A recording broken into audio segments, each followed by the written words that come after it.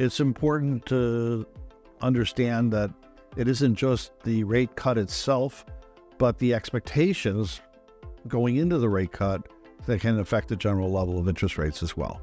Hi, I'm Tom Mondschean. I'm a professor of economics here at DePaul University. I teach macroeconomics, money and banking, and international monetary economics. The Federal Reserve recently decided to cut interest rates for the first time in 4 years.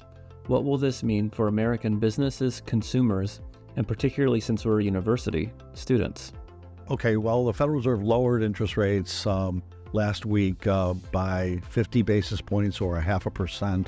And they did it by changing the target range for the federal funds rate, which is the interest rate that banks lend to each other for overnight loans. They also changed a number of other interest rates, but they all went down by 50 basis points.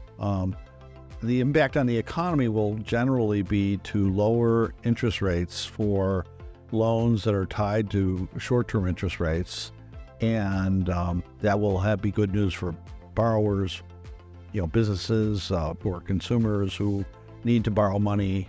For students, it will not have much of an effect, since the student loans are set by the Department of Education once a year, so that rate might go down next summer, but it'll be a while for that to come in.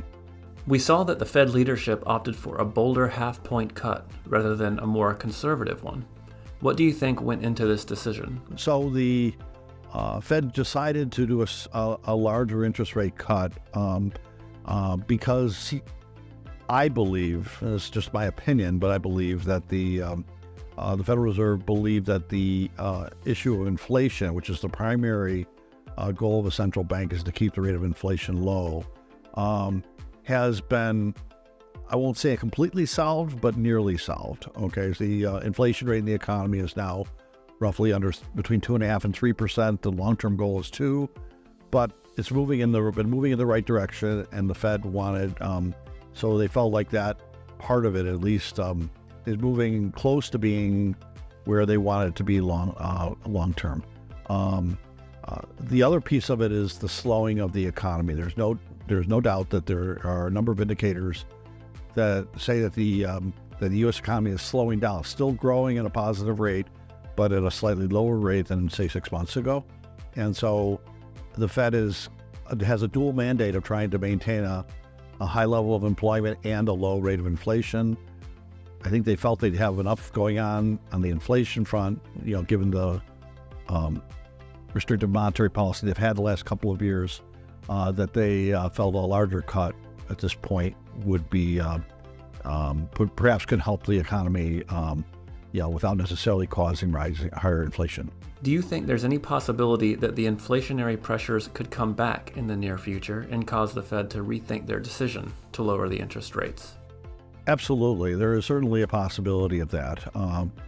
For example, if we raise tariffs as one of the presidential candidates is favored, that will feed into higher prices generally, and that could potentially create an incentive for the Fed to revisit the issue of interest rates. So there is that possibility. There's also the possibility of the budget deficit becoming a more serious problem than it is today. I mean, we have an unusually high budget deficit for an economy with, roughly 4% unemployment.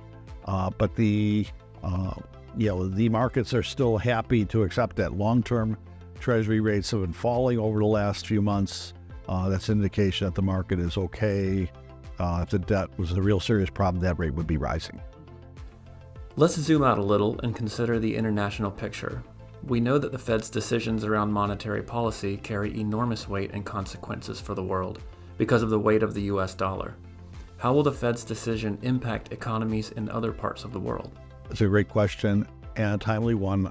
There are currently around 60 developing countries that are having some high level of debt distress right now. They have potentially large foreign debt, and the rise in interest rates over the last couple of years has severely affected them because most international loans to countries are made in U.S. dollars and are tied to short-term interest rates like the prime lending rate or the Treasury rate.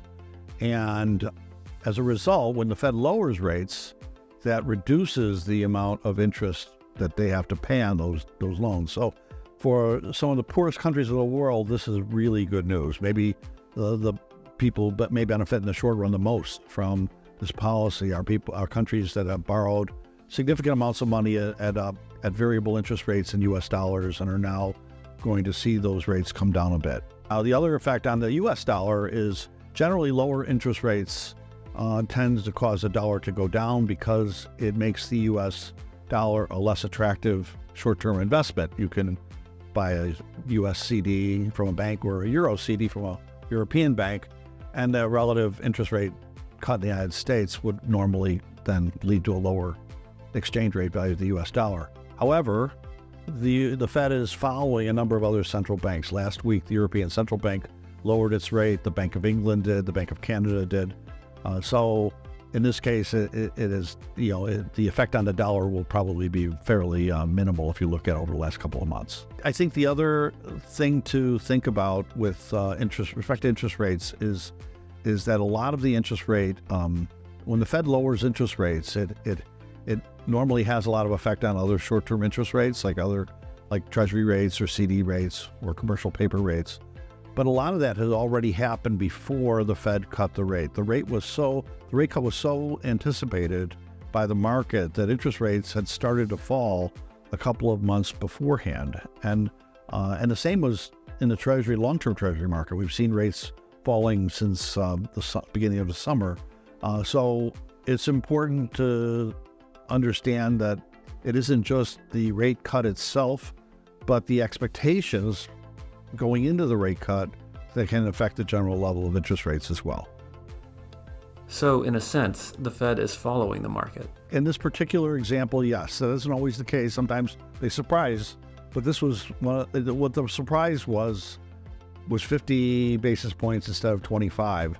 And even then, if you look at like 3-month Treasury rates, they had started to fall before, a week ago, before the meeting, the decision to drop rates. So in effect, the market had kind of initially priced in a 25 basis point cut, and then within a week before the meeting had begun to price in a 50 basis point cut.